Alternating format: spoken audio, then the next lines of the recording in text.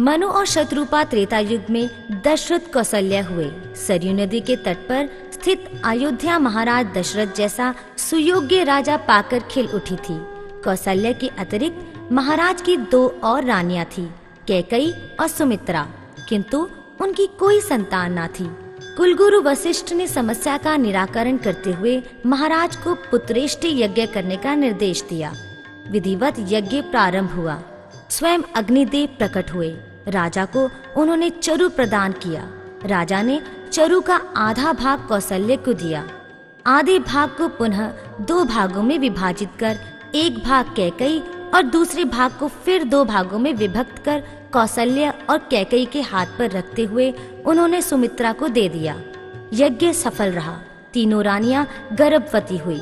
प्रभु अपने अंशों सहित जिस दिन से गर्भ में आए उसी दिन से रानियों की शोभा दुगनी हो गई। धीरे धीरे अवतार का समय नजदीक आ गया।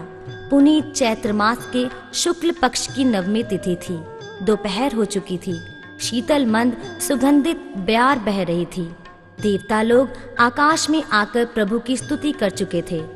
सहसा माता कौशल्या का प्रसूति कक्ष प्रकाश से भर गया। चतुर्भुज रूप में भगवान प्रकट हो गए। चकित माता यह अद्भुत रूप देखकर स्तुति करने में स्वयं को असमर्थ समझने लगी। प्रभु ने पूर्व जन्म की सारी कथा सुनाकर माता को आश्वस्त किया।